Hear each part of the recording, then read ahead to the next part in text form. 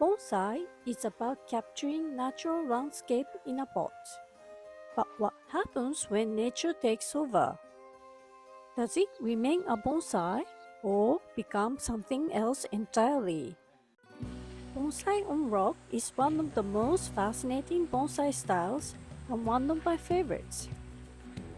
The idea is to capture the beauty of a tree growing in harsh environments like mountain cliffs or rocky shores where its roots cling to a rock for survival.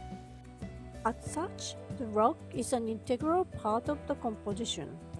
There are a few factors to consider when selecting a rock for this style. Its shape, texture, and color all play a role, but size is especially important. The rock should not overpower the tree, nor should the tree completely consume the rock. But then there's this and this.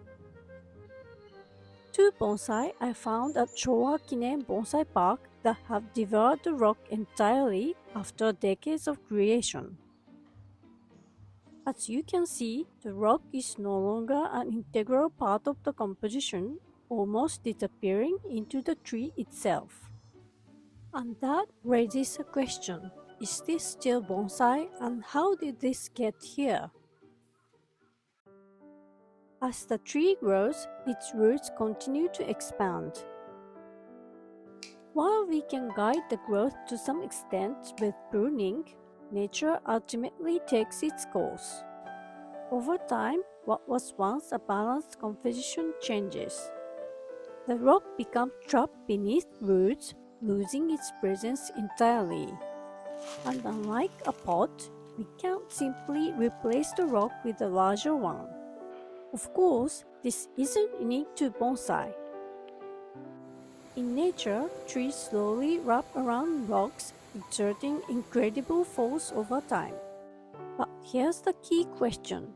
Should bonsai truly reflect this nature's power, or should it remain an artistic representation of natural beauty?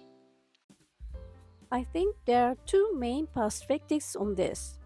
Let's start with the naturalist view. Some of you might argue that bonsai should embrace the course nature takes.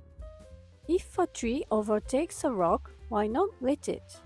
Shouldn't we let nature dictate the shape? In this view, when the tree and rock have merged into one, it's no longer about visual balance. It's about the passage of time, the slow and inevitable process of nature reshaping its environment becomes the essence of the bonsai.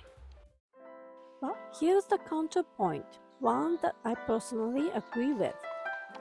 Bonsai is not just about copying nature. It's about capturing the essence of natural beauty as we see it. In traditional bonsai aesthetics, every element must contribute to the composition. It doesn't always have to be perfect. There can be flaws, but there has to be intention behind them.